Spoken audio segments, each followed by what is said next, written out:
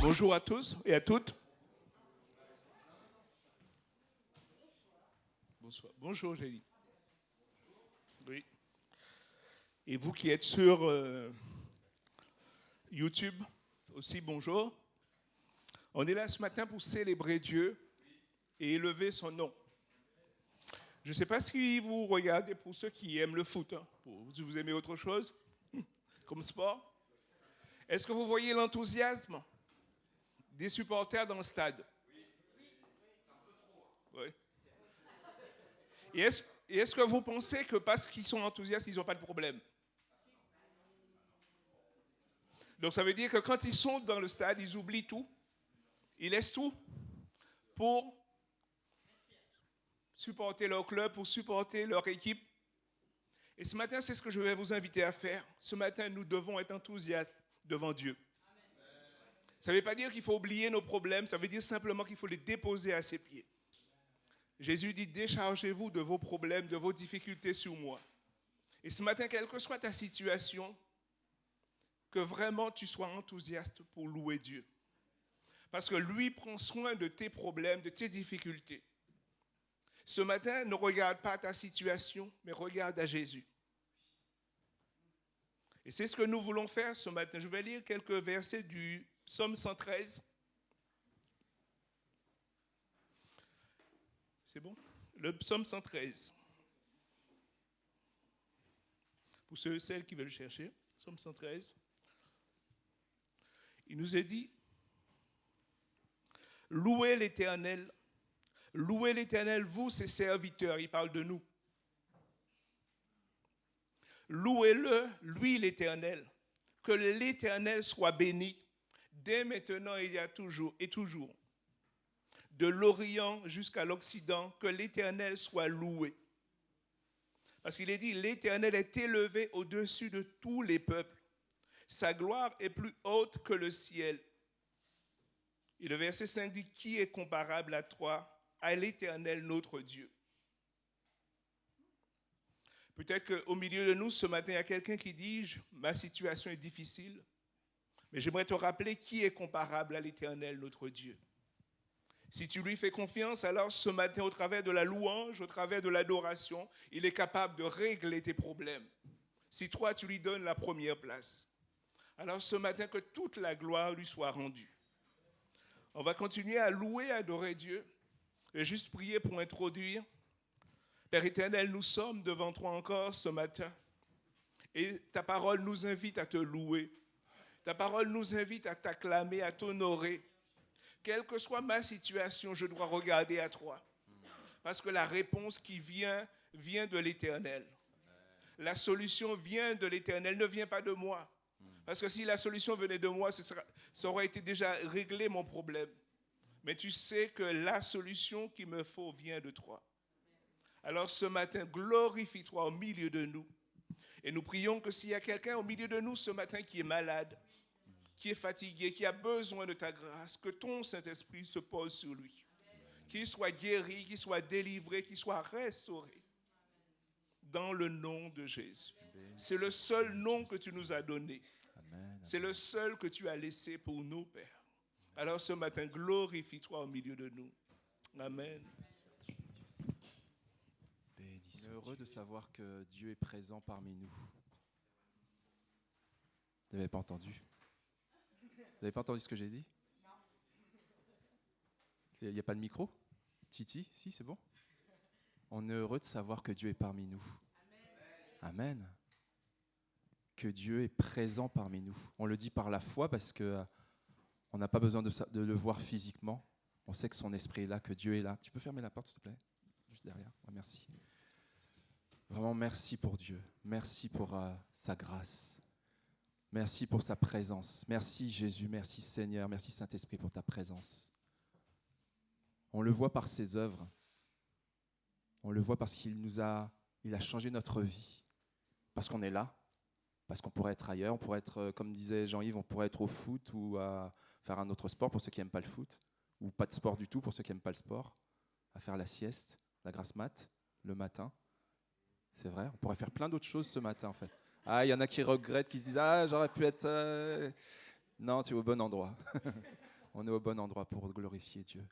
Et notre Dieu rayonne. Le chant qu'on va chanter dit que, j'aime bien la deuxième phrase qui dit « Il rayonne sur toi ». Enfin, j'aime tout le chant, mais la deuxième phrase dit « Il rayonne sur toi ». C'est plus que le soleil qui est en train de rayonner dans cette salle. Il est présent, il veut agir, il nous bénit. Le fait qu'il nous aime, c'est déjà une bénédiction. Vraiment qu'on puisse aborder ce culte vraiment d'une manière totalement ouverte à ce que Dieu veut faire. Qu'on ne s'attende pas à des choses qu'on a l'habitude de vivre, qu'on s'attende à ce que Dieu agisse. Et Dieu, il peut faire des choses incroyables, des choses qu'on n'a jamais vues. Même si ça fait 40 ans, 50 ans qu'on connaît Dieu, il peut faire des choses qu'on n'a jamais vues. Est-ce que vous croyez ça? Je vous le dis ça parce que cette semaine, il y a une vidéo qui a beaucoup tourné d'une église aux États-Unis qui vit un réveil extraordinaire dans le Kentucky. Et c'est Dieu qui agit. Voilà, je ne vais pas faire de commentaires, mais c'est Dieu qui agit, manifestement. Ça fait, je ne sais pas, 10 jours, 2 semaines qu'ils sont en adoration, en louange. Et si Dieu veut qu'il en soit ainsi ce matin ici, eh ben, qu'il fasse ce qu'il a à faire. Et moi je dis oui, amen, moi je suis prêt. C'est pas que j'ai rien à faire pendant 2 semaines, mais on a tous des choses à faire. Mais Dieu sait ce qu'il veut faire. Amen. Vous êtes d'accord avec ça? Alors si vous êtes d'accord, on va se lever pour celles et ceux qui peuvent le faire. Et on va entamer les chants ensemble. Alors on n'est pas dans une performance, c'est vraiment la louange, elle vient de Dieu. Elle vient de ce que le Saint-Esprit nous a mis à cœur, mais elle vient aussi de chacune et de chacun de nous qui peut apporter quelque chose. Alléluia, Dieu saint.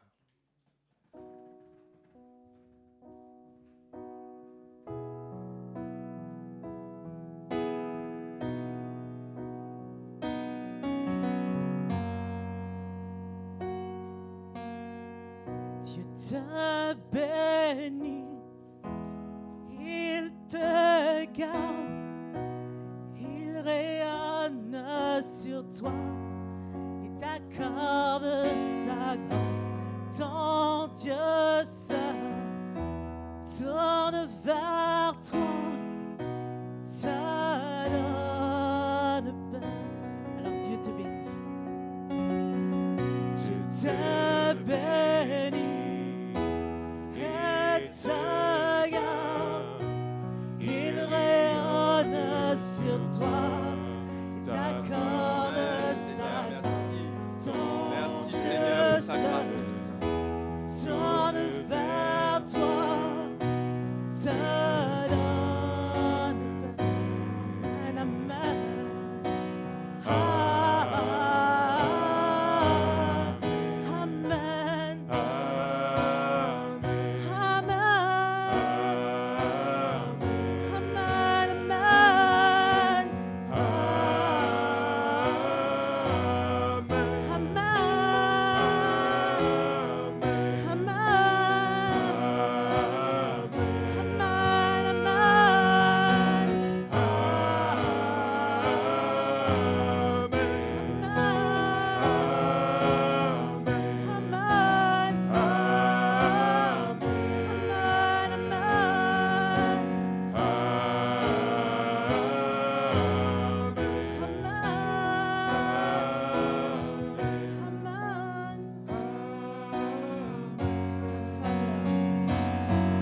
Sa faveur reste sur toi pour plus de 1000 générations, sur ta famille, tes enfants et les enfants de leurs enfants.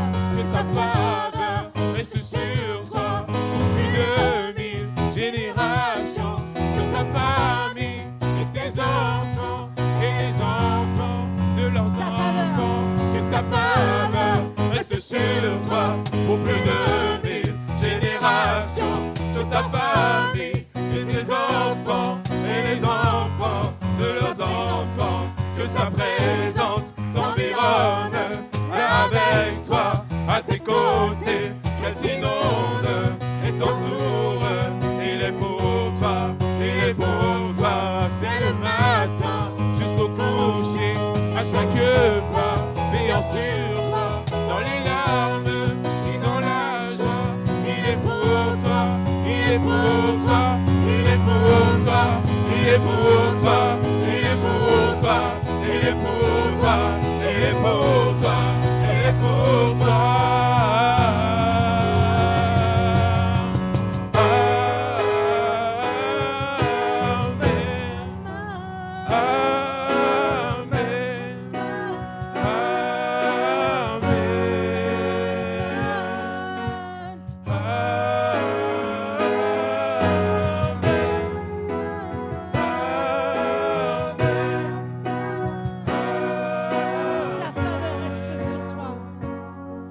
Sa faveur reste sur toi pour plus de 1000 générations, sur ta famille et tes enfants, Ces paroles, de leurs enfants, que sa présence t'environne avec toi, à tes côtés, elle t'inonde et t'entoure. Il est pour toi, il est pour toi, jusqu'au coucher, à chaque pas, veillant sur toi, dans les larmes, dans la joie. Il est pour toi, proclame qu'il est pour toi. Si tu es pour toi, il est pour toi, qui sera contre toi. Il est pour toi, il est pour toi, il est pour toi, il est pour toi.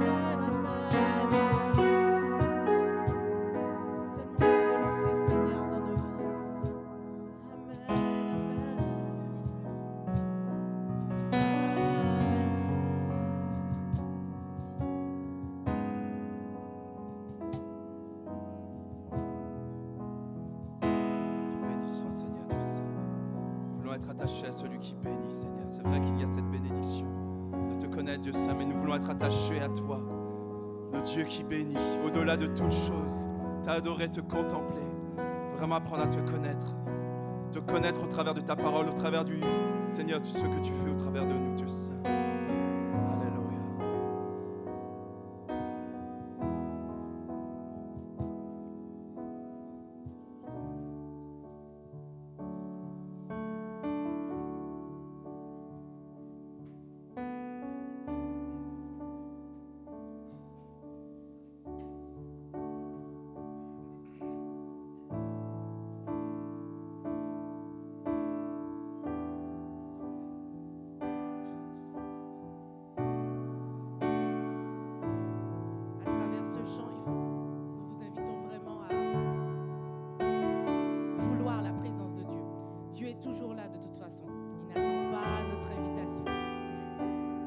Vraiment, que nous soyons conscients de sa présence, que nous voulions de sa présence et que nous puissions faire cœur à cœur avec sa présence.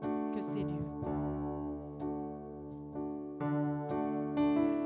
soient visités par ta sainte présence, que ces lieux soient balayés par le vent de ton esprit.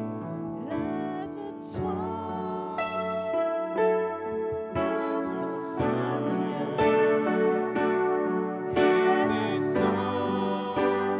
Au milieu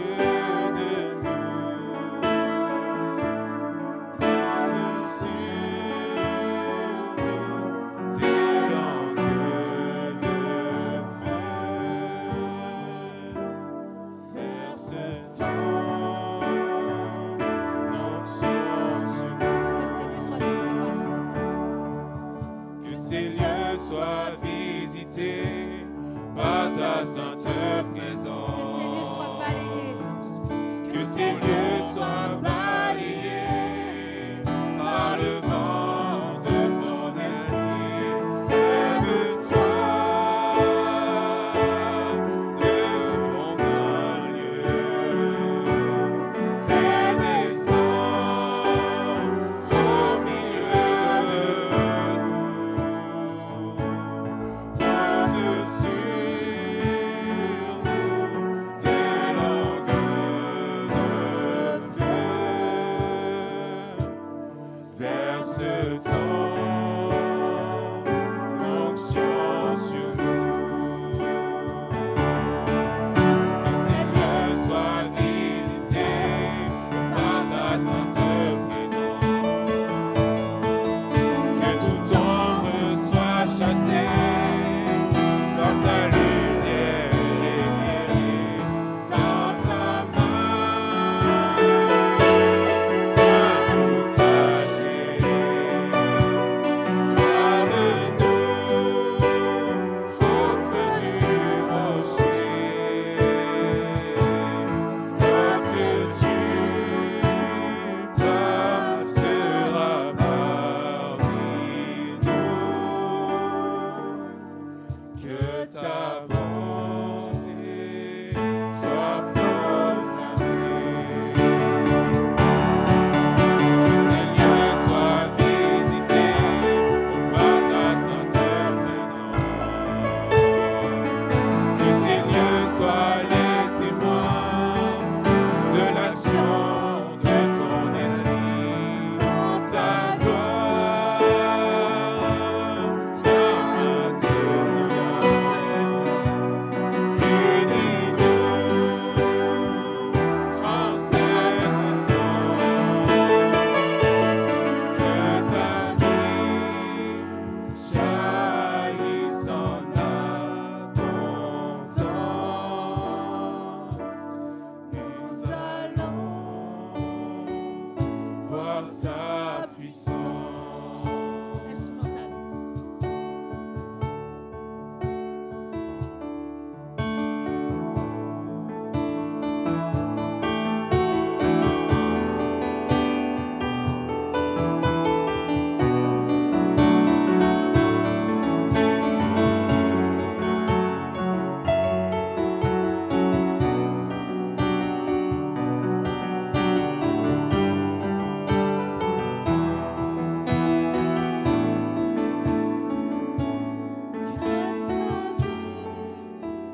Jaillisse en abondance.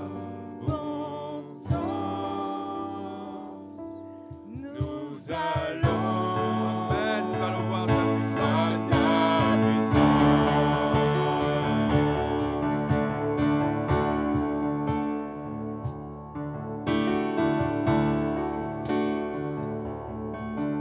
Adore ton Dieu.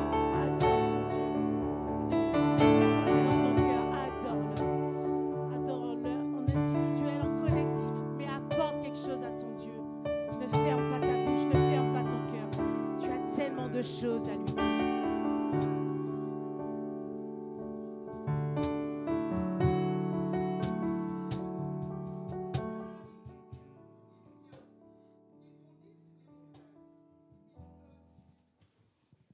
Pour introduire la Sainte Seine ce matin, j'aimerais qu'on lise ensemble Hébreux, chapitre 4, et le verset 14 à 16. Hébreux 4.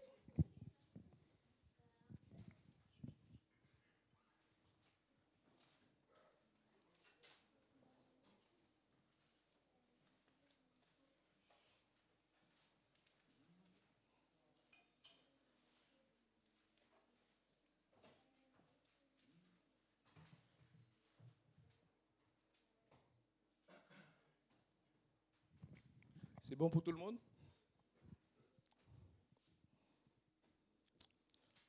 Le verset 14 nous dit « Ainsi, puisque nous avons en Jésus-Christ, le Fils de Dieu, un grand prêtre éminent qui a traversé les cieux, demeurons fermement attachés à la foi que nous reconnaissons comme vraie. En effet, nous n'avons pas un grand prêtre qui serait incapable de compatir à nos faiblesses. Au contraire, il a été tenté en tout point, comme nous le sommes. Et c'est vrai qu'il y a des jours où ça ne va pas, mais la Bible nous rappelle que Dieu a été tenté en tout point, mais sans commettre de péché. Et il nous est dit ce matin, approchons-nous donc du trône de Dieu, du Dieu de grâce, avec une pleine assurance. Là, Dieu nous accordera sa bonté et nous donnera sa grâce pour que nous soyons secourus au bon moment. Le secours nous vient de Dieu. Et ce matin, si vous avez fait la paix avec Dieu, en passant par les eaux du baptême, que ce soit ici ou ailleurs, je vous invite à vous lever et nous allons partager le pain et le vin ensemble. Ce matin, c'est du jus de raisin. Et cette table de Sainte Seine nous rappelle qu'un jour, Jésus est mort pour nous. Nous rappelle que nous étions perdus, nous étions loin de lui. Et qu'il a pris sur lui nos manquements, nos faiblesses, nos péchés. Et ce matin, en nous approchant de cette table, réalisons que nous avons la vie en lui.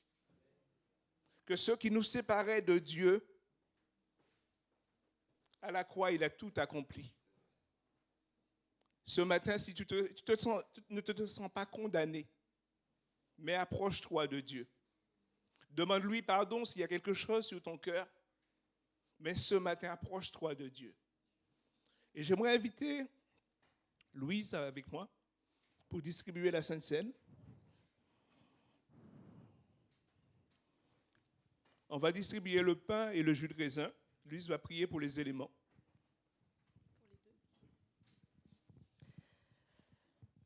Merci Seigneur pour ton sacrifice à la croix. Merci d'avoir déchiré le voile qui nous séparait de toi par nos péchés, Seigneur, et de nous donner libre accès à toi, mon Dieu.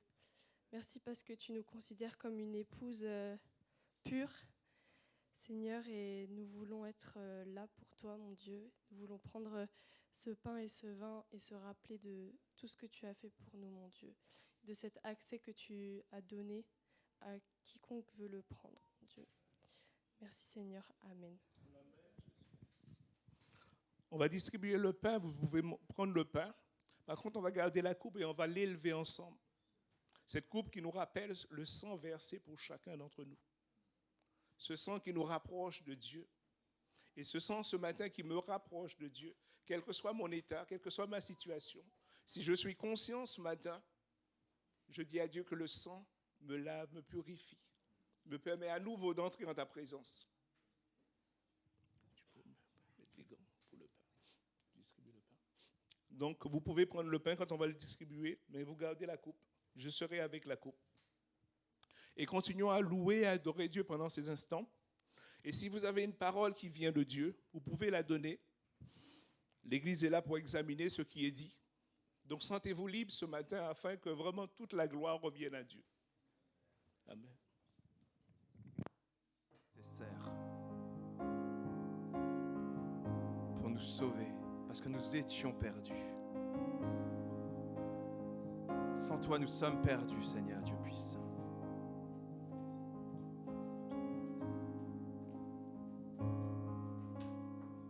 Je t'exalterai, Seigneur. Je t'exalterai, Seigneur. Parmi toutes les nations, je célébrerai, je chanterai ta gloire.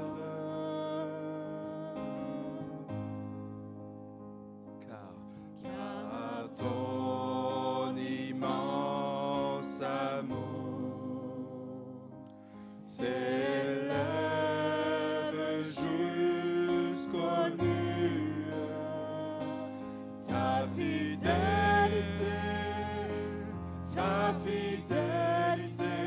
jusqu'aux cieux.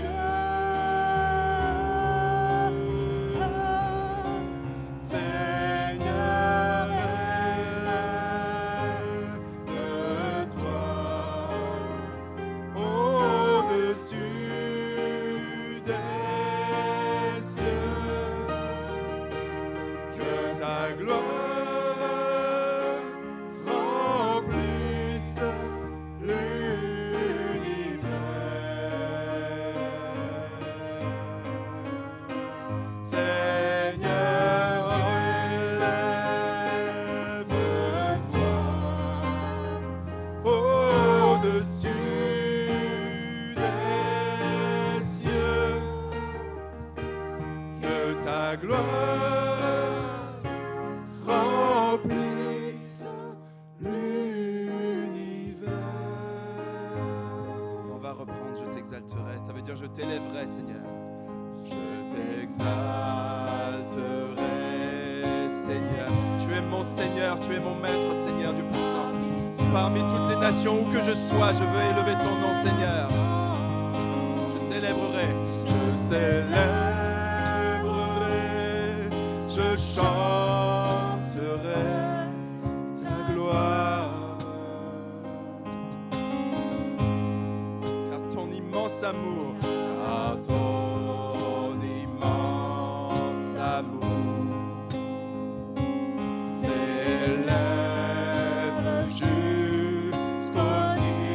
jusqu'aux cieux, plus haut que ce qu'on peut voir, Seigneur. Tu es tellement fidèle. Ta fidélité jusqu'aux cieux.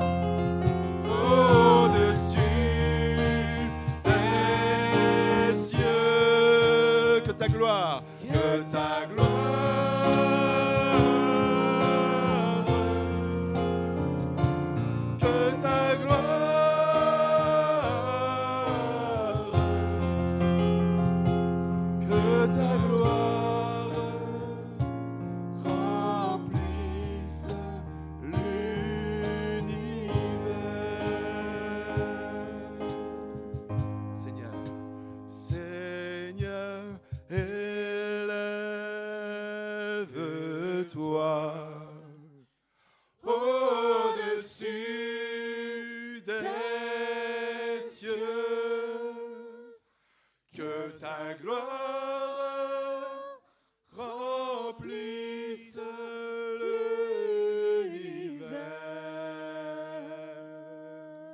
remplisse nos cœurs et nos vies, tout l'univers. Seigneur, élève-toi au-dessus des cieux, que ta gloire, que ta gloire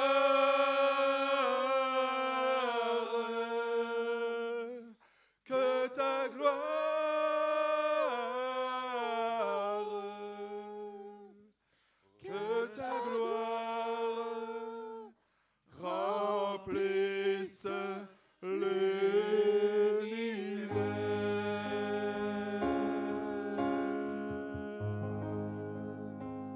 Remplisse l'univers, Seigneur. Remplisse ce monde, Dieu saint. Remplisse nos sociétés, remplisse la France, Seigneur, Dieu saint. Alléluia. Adorons encore notre Dieu ensemble. Adorons et contemplons notre Dieu. Contemplons encore l'œuvre de Christ à la croix. Mais il n'est pas resté à la croix, mais il est quand même passé à la croix. Il a quand même souffert pour toi et pour moi. Si tu dois encore lui demander pardon, demande-lui pardon. Si tu dois encore régler des choses parce que tu te sens sale, pécheur, pas réconcilié avec lui, demande-lui encore pardon. C'est encore le moment de lui demander pardon et de recevoir sa grâce, de recevoir son pardon. Il est somptueux, il est magnifique, il est parfait.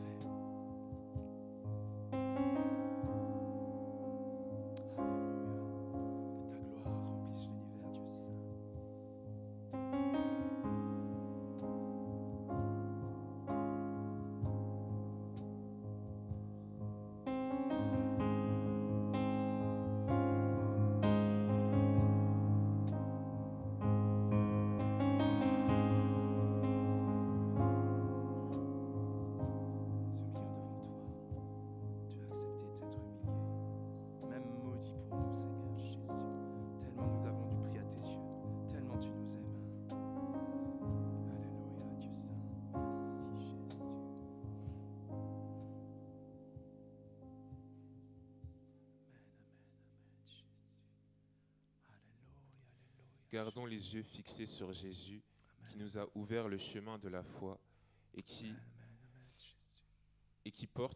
la porte à la perfection. Parce qu'il avait en vue la joie qui lui était réservée, il a enduré la mort sur la croix en méprisant la honte attachée à un tel supplice, et désormais il siège à la droite du trône de Dieu. Merci. Hébreux 12:2. Merci. Merci, Seigneur Dieu. Alléluia.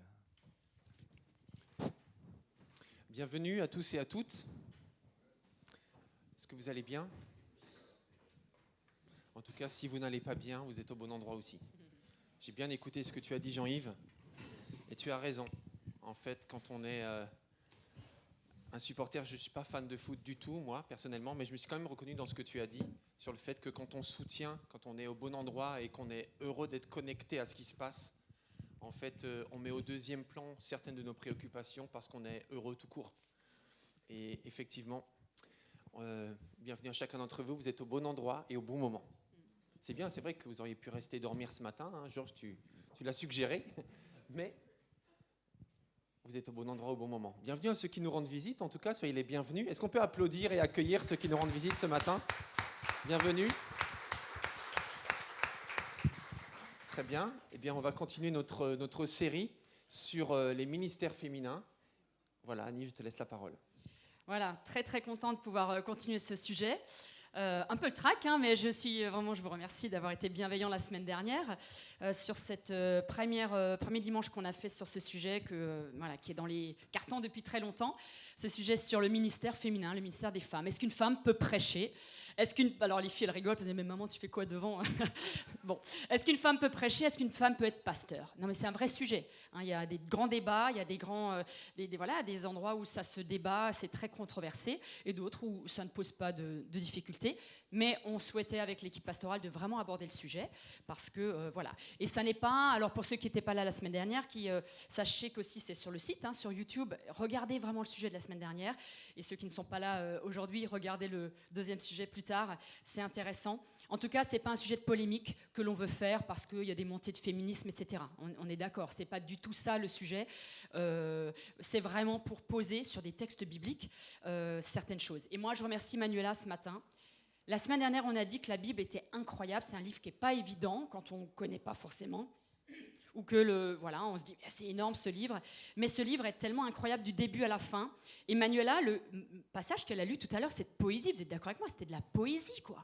C'est un passage qui vient de Cantique des Cantiques, qui est un livre poétique qui est même dit étant le poème le plus érotique, le plus amoureux de la terre, qui est dans la Bible, qui parle de l'amour d'un couple et de l'amour de Dieu pour nous, comme une métaphore incroyable, quoi.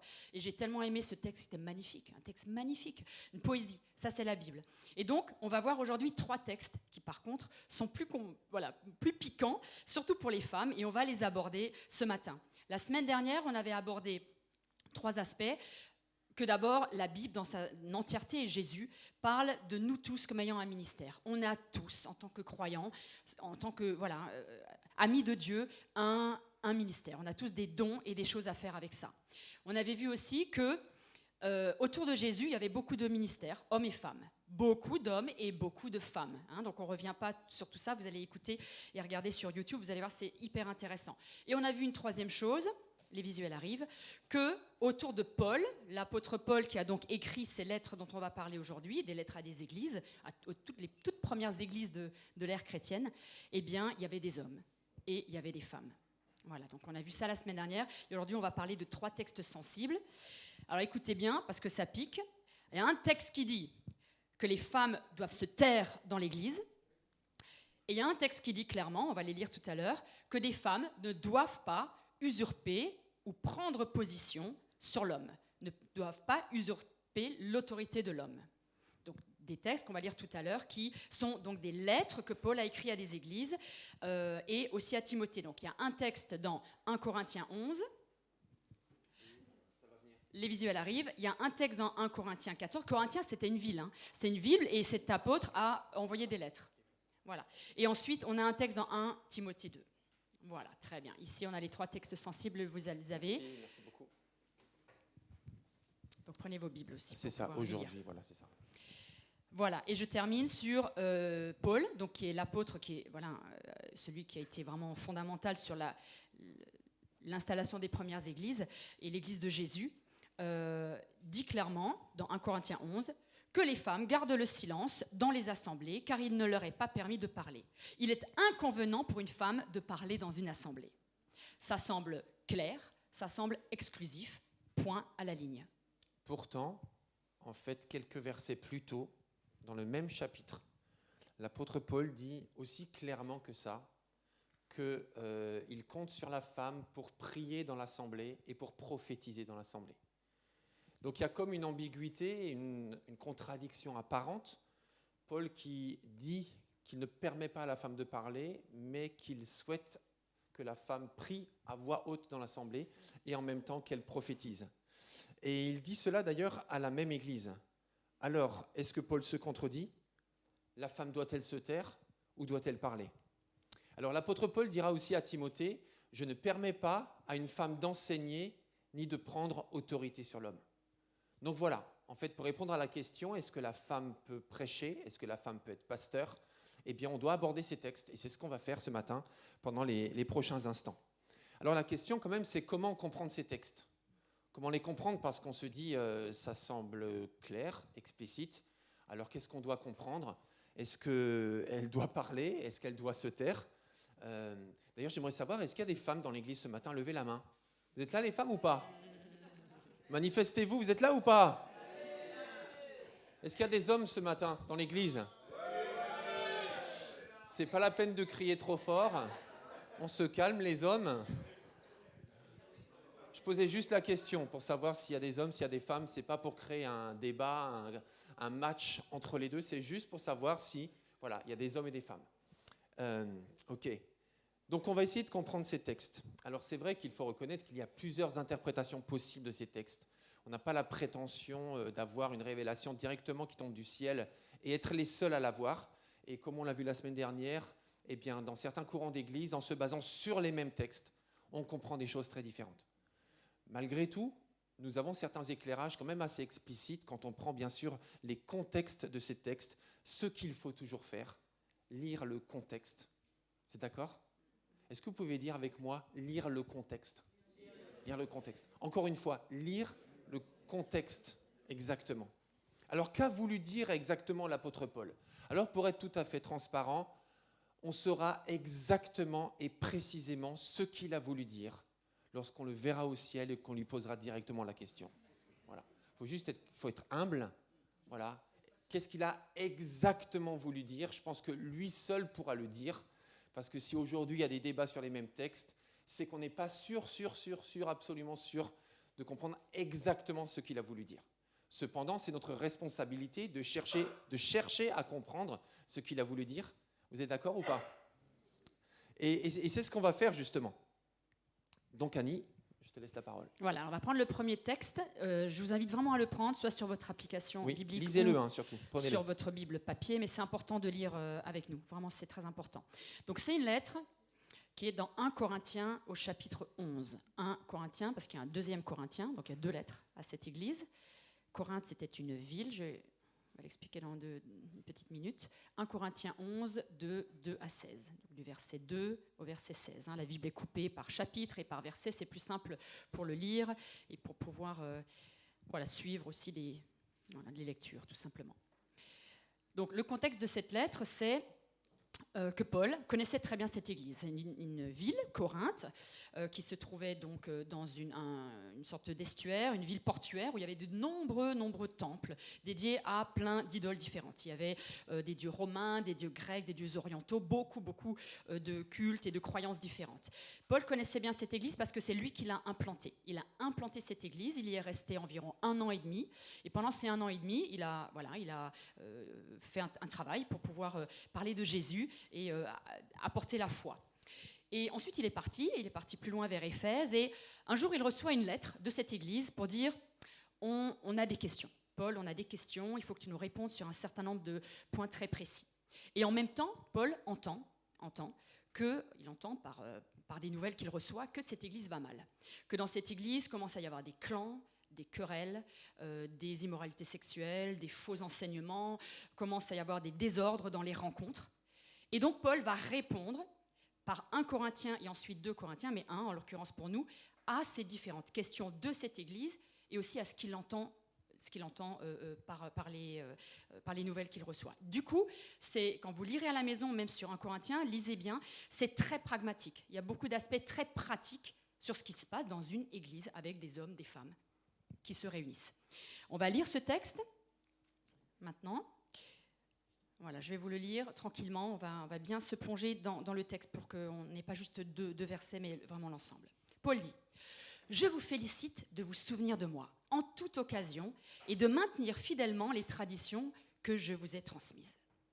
Je voudrais cependant attirer votre attention sur un point. Christ est le chef de tout homme.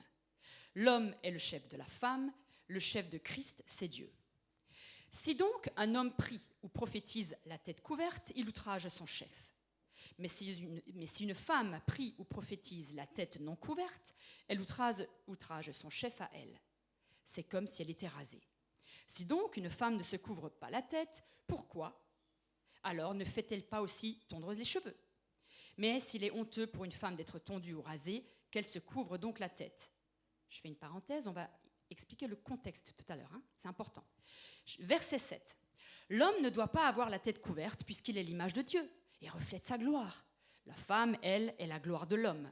En effet, l'homme n'a pas été tiré de la femme, mais c'est la femme qui a été tirée de l'homme. Et l'homme n'a pas été créé à cause de la femme, mais la femme à cause de l'homme. Voilà pourquoi la femme doit porter sur la tête un signe d'autorité à cause des anges. Toutefois, dans l'ordre établi par le Seigneur, la femme n'existe pas sans l'homme, et l'homme n'existe pas sans la femme. Car si la femme a été tirée de l'homme, celui-ci à son tour naît de la femme, et finalement, tous deux doivent leur vie à Dieu. Jugez vous-même de cela. Est-il convenable pour une femme de prier Dieu la tête découverte? Ne paraît-il pas naturel à tout le monde que c'est une indignité pour un homme de porter des cheveux longs, mais qu'une longue chevelure fait honneur à la femme? Car la chevelure lui a été donnée pour lui servir de voile. Si quelqu'un s'obstine à contester, nous lui répondons que ce qu'il propose n'est ni notre pratique ni celle des églises de Dieu. Alors dans ce texte, il est parlé d'autorité, il est parlé de la femme, de l'homme, il est parlé de voile. Alors je tiens juste à dire, ce matin, on ne va pas parler du tout de ce que Paul dit sur le fait de porter un voile, pas porter un voile, etc. Parce que ça demande du temps à expliquer, c'est un contexte culturel précis, et ce n'est pas l'objet de notre conversation de ce matin. Donc on va parler de la place de l'homme et de la femme dans le plan de Dieu. Donc à partir de ce texte, effectivement, il y a toujours un contexte, toujours un contexte. Alors c'est très important, avant de transposer ce qu'on lit à aujourd'hui, de comprendre ce que ça signifiait pour l'époque. Parce que Paul écrit à des gens précis, à un endroit précis, à un moment précis, et pour répondre à des questions précises. Donc ça, il ne faut pas l'oublier. Donc, comme on le dit, c'est très important de ne pas prendre le texte et directement l'appliquer à soi. Il faut d'abord le comprendre dans son contexte. Donc l'élément clé dans ce texte, l'élément clé, c'est le mot tête ou chef. Parce que c'est ça, vraiment, c'est autour de ça que gravite un peu l'ensemble de la problématique que développe l'apôtre Paul. Le mot tête ou chef. Ce texte est cependant un peu ambigu. Alors on va aller au grec. Rassurez-vous, on ne va pas faire beaucoup de grec ce matin, mais on va prendre quand même quelques mots clés grecs, puisque pour bien comprendre le sens des mots, on ne peut pas éviter de prendre le mot original et de connaître son sens et ses possibilités de compréhension. Donc le mot original, qui est traduit ici par tête ou chef, c'est le mot képhélé. Képhélé, alors attendez, je crois que j'ai un... Képhalé, voilà, képhallé ou képhélé. Alors attendez, Corinthe, voilà. Corinthe, c'était ça avant, voilà, juste pour vous montrer à quoi ça ressemblait à l'époque. 1 Corinthiens, ok. Donc voilà, le mot tête ou chef, donc le mot grec original, c'est képhélé ou képhalé, voilà, qui peut être traduit par tête, qui peut être traduit par chef, qui peut être traduit aussi par origine, qui peut être traduit aussi par source. Alors on va prendre deux options possibles. Donc soit on peut traduire le mot par tête ou chef, ou soit on peut traduire le même mot par origine ou source. Et selon le choix du mot qu'on va faire, on va comprendre deux choses différentes. Donc si on traduit le mot képhalé ou képhélé par tête ou chef, comme c'est le cas dans cette traduction que nous a lue Annie, eh bien on comprend qu'il est parlé ici d'autorité de l'homme sur la femme. On est d'accord? Si l'homme est le chef de la femme, eh bien clairement il est parlé de l'autorité de l'homme sur la femme. On est d'accord jusque-là? Okay, il n'y a pas d'ambiguïté, il n'y a pas de surprise. Donc on va relire ce verset. Je voudrais cependant attirer votre attention sur un point. Christ est le képhalé, donc Christ est le képhalé, donc là c'est traduit par chef, de tout homme. L'homme est le képhalé de la femme, donc le chef de la femme. Le chef de Christ, c'est Dieu. Si donc un homme prie ou prophétise la tête couverte, il outrage son chef. Donc si on traduit le mot képhalé par chef, eh bien on obtient le verset formulé de cette façon-là. Et c'est ce qui a été le plus souvent compris dans le passé, dans des cultures largement dominées par le masculin, on pourrait dire des cultures patriarcales. Donc dans une culture patriarcale, eh bien automatiquement, le chef, c'est l'homme. Donc à partir de ce principe-là, eh bien il est naturel de comprendre, en tout cas de traduire, on va dire, ce mot grec képhalé par le mot tête ou par le mot chef, puisque c'est une option possible. Cependant, en fait, ce choix de mots ne colle pas avec le reste du Nouveau Testament. En fait, le choix du mot tête ou chef dans ce contexte-là ne colle pas avec le reste. Par exemple, on peut se demander si vraiment le Christ est le chef de tout homme. Parce qu'en fait, Christ est le chef de ceux qui le reconnaissent comme le chef. Mais ceux qui ne croient pas en Jésus ne reconnaissent pas Christ comme leur chef. Donc, est-ce que Christ est le chef de tout homme? C'est une question. Si l'homme en général est chef de la femme, parce qu'ici il n'est pas parlé du couple. Beaucoup ont compris qu'il est parlé du couple, mais Paul ne parle pas du couple en fait dans ce texte-là. Il parle de la place de la femme par rapport à l'homme. Donc s'il ne parle pas du couple, puisqu'il n'est pas parlé de couple explicitement, eh bien dans ce cas-là, est-ce que l'homme est le chef? Est-ce que tous les hommes sont les chefs de toutes les femmes? Y compris les femmes qu'on croise dans la rue, la femme du voisin, pas du voisin, parce qu'elle a un mari, mais je veux dire, est-ce que les filles que je croise, les femmes que je croise, les célibataires, les veuves, est-ce que, si c'était le cas, moi en tant qu'homme, je suis le chef de toutes les femmes? Ensuite, alors attendez que je retombe sur mes notes, voilà. Donc l'homme serait présenté, aussi, c'est un peu ça qui pose problème, c'est que si l'homme, en général, est le chef ou l'autorité de la femme en général, ça voudrait dire que l'homme serait un intermédiaire entre Dieu et la femme. Parce qu'elle aurait besoin d'un homme pour pouvoir vivre selon le plan de Dieu. Or, la Bible nous dit clairement qu'il y a un seul médiateur entre Dieu et les hommes. C'est Christ. Donc, en fait, si on traduit képhalé par chef, ça soulève quelques problèmes théologiques avec le reste du Nouveau Testament. Donc, il y a probablement une notion d'autorité dans l'emploi du mot képhalé, dans ce contexte, mais cette traduction de choisir le mot chef dans ces versets-là, en fait, pour képhalé, ne colle pas. Alors, je suis contente de faire la deuxième interprétation, parce qu'on va prendre donc képhalé comme source ou comme origine. Et on comprend là qu'il est parlé du coup de la façon dont Dieu a créé le monde et de l'interdépendance entre l'homme et la femme, comme Dieu l'avait conçu au départ. Et c'est pour ça que la Bible, dans son ensemble, est fondamentale. On va lire le verset 3, toujours du texte dans lequel vous êtes, et je vais mettre l'autre mot. Je voudrais cependant attirer votre attention sur un point. Christ est l'origine de tout homme. L'homme est l'origine de la femme. Voilà, vous vous rappelez dans Genèse, l'homme d'abord et puis ensuite la femme. Et l'origine de Christ, c'est Dieu, donc dans la Trinité. Donc verset 8. Chérie, pardon, excuse-moi. On a juste pris le même verset, vous avez remarqué. On a juste remplacé exactement le mot chef par le mot origine, en sachant que c'est le mot képhalé qui peut vouloir dire les deux. Voilà. Verset 8, en effet, l'homme n'a pas été tiré de la femme, mais la femme de l'homme. Et l'homme n'a pas été créé à cause de la femme, mais la femme à cause de l'homme. En fait, ici, on a exactement la chronologie de la création. La chronologie qu'on a dans Genèse 1 et 2, la manière dont Dieu a opéré les choses pour créer l'homme, la femme, Adam, Ève, en tout cas dans notre compréhension de la création. D'accord, on ne va pas débattre de comment on pense que l'homme est arrivé sur Terre, mais si on prend cette globalité sur la Genèse, on a ça.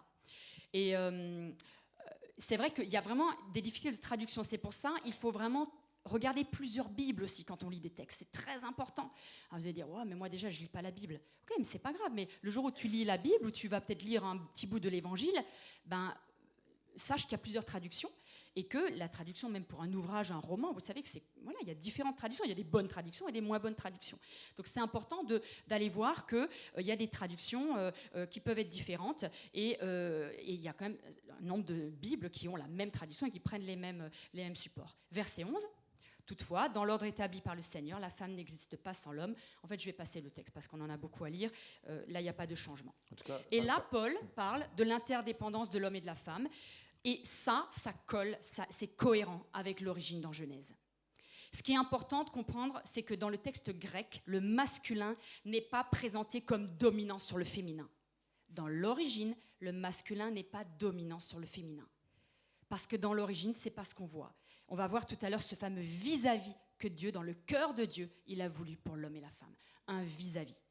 Et c'est normal parce que vous savez quoi ? Cette pensée-là n'est pas la pensée de Jésus.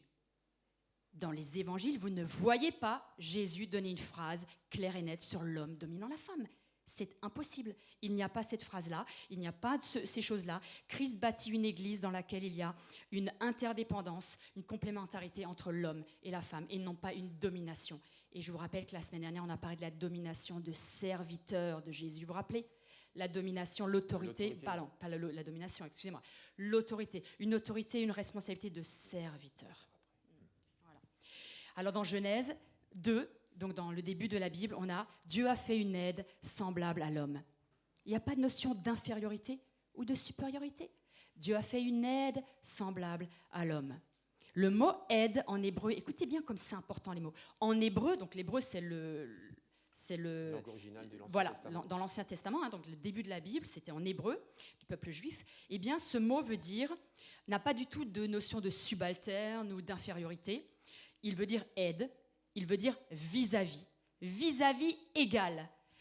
Alors, si on prend un psaume, par exemple le psaume 118, ce psaume dit « Le Seigneur est mon aide ». Alors, si on dit « Le Seigneur est mon aide », le Seigneur est mon subalterne, le Seigneur est mon infériorité, ça n'a pas de sens, vous voyez ? Aide veut dire un vis-à-vis. Le Seigneur est mon vis-à-vis. Mon Seigneur est mon ami. Mon Seigneur est mon sauveur. Il est celui avec lequel je peux échanger. Donc, dans d'autres textes, si on prend ce mot aide et on le traduit par infériorité, ça ne colle pas. Ça ne fonctionne pas. C'est ça. Donc ce n'est pas péjoratif de dire que la femme est l'aide de l'homme. Il n'y a pas cette notion d'infériorité dans l'idée même de l'aide, puisque comme l'a dit Annie, le psaume 118 dit que le Seigneur est mon aide. Et évidemment, dans cette pensée-là, le Seigneur est supérieur à moi, en fait, quand je dis ça. Donc l'idée de l'aide n'est pas péjorative, surtout lorsqu'il est précisé semblable à lui. Donc Dieu créa une aide semblable à lui. En fait, il n'y a pas cette notion d'infériorité. Donc il y a des choses que la femme a et que l'homme n'a pas, et il y a des choses que l'homme a et que la femme n'a pas, et c'est ensemble qu'ils sont équilibrés, et c'est ensemble qu'ils forment l'image divine. Et c'est pour ça que quand Dieu dit « Dieu les créa hommes et femmes à son image », c'est pas seul que l'homme représente Dieu, c'est pas seul que la femme représente Dieu, mais c'est ensemble qu'ils représentent l'image divine. Donc ça, c'est vraiment très important. Et après, bien sûr, ça c'est la création, selon la Genèse, et qui fait que là, c'est vraiment l'image parfaite, comme c'était au début, mais après, c'est parti un peu, comme on dit techniquement, en vrille. Voilà. Donc le péché est arrivé, et les conséquences ont changé les choses. Et il est dit dans Genèse 3, verset 16, Genèse 3, verset 16, je n'ai pas mis le verset, et vous pouvez le lire dans votre Bible, « Tes désirs se porteront vers l'homme, et lui, il dominera sur toi. » Et là, il est parlé de domination, juste après le péché. Avant, ce n'était pas comme ça que Dieu avait créé les choses. Il avait fait un vis-à-vis semblable, une aide, semblable à lui. Mais après le péché, eh bien, une des conséquences de la malédiction, c'est que tes désirs se porteront vers l'homme. Donc ça, ce n'est pas un problème, c'est normal en fait. Mais par contre, le problème, c'est la deuxième partie. C'est quand la conséquence du péché, ça va être « il dominera sur toi ». Et la domination de l'homme sur la femme est une conséquence de la malédiction du péché. Ce n'était pas le plan de Dieu, puisque ce n'était pas comme ça au départ. Or, Christ, la Bible nous dit que Christ Jésus a brisé cette malédiction en devenant lui-même malédiction. C'est ce que dit Galates chapitre 3, verset 13. Donc Galates chapitre 3, verset 13 dit qu'il a brisé la malédiction du péché en devenant lui-même malédiction. Ce qui fait qu'il a brisé cette malédiction pour que nous ne reproduisions pas les conséquences de cette malédiction. Donc personne n'est parfait, l'homme n'est pas parfait, la femme n'est pas parfaite, ce monde n'est pas parfait. Mais par contre, en Christ, nous avons un autre modèle. Et nous pouvons changer de paradigme, changer de manière de vivre pour ne pas vivre et cultiver les malédictions du péché. Parce que Christ est devenu malédiction. On voit d'ailleurs comment Jésus considérait les femmes dans son ministère terrestre. Il les considérait très justement, avec respect. Il ne les traitait pas comme les autres les traitaient. Prenons l'exemple de la femme adultère, voilà, qui a été jetée aux pieds de Jésus pour être lapidée. En fait, les hommes qui l'ont amenée à Jésus ont dit « Cette femme doit être lapidée parce qu'elle a commis l'adultère. » Et Jésus a regardé tous ces hommes et il a dit que celui qui n'a jamais péché lui jette la première pierre ou lapide cette femme. Et ils ont tous laissé leur pierre, ils sont partis. Vous voyez, en fait, Jésus a rendu la dignité à cette femme en ne fonctionnant pas comme les autres hommes qui avaient un regard de domination sur cette femme. Donc lui, il l'a réhabilitée dans le plan de Dieu. Alors bien sûr, il n'a pas approuvé son acte, mais par contre, il l'a respectée. Et il l'a fait se relever pour qu'elle puisse rentrer chez elle. Donc, ce que Christ a accompli sur la croix permet de retourner à l'état originel d'égalité et de complémentarité. Et c'est pour ça qu'il est important de sortir du modèle de la malédiction. Et le modèle de la malédiction, c'est que l'homme dominera sur elle. Mais entrer dans le modèle de l'idée de Dieu, au départ, Dieu a créé une humanité double. On va trouver ce même raisonnement sur un autre sujet, qui est une autre problématique, qui est le divorce. Dans Matthieu 19, donc dans l'Évangile,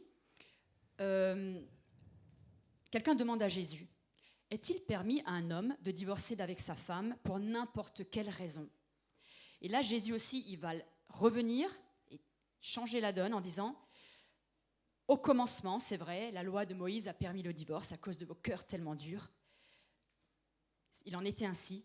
Mais moi, je vous dis. » Et Jésus change la donne sur cette idée de divorce aussi. Jésus est venu changer le paradigme et il nous ramène au commencement du cœur de Dieu.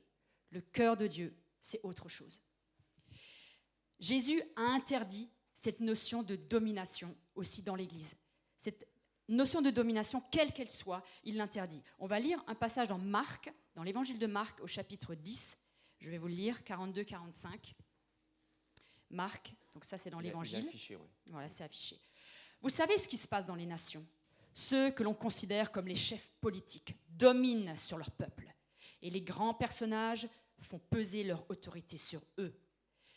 Il ne doit pas en être ainsi parmi vous. Au contraire, si quelqu'un veut être grand parmi vous, qu'il soit votre serviteur.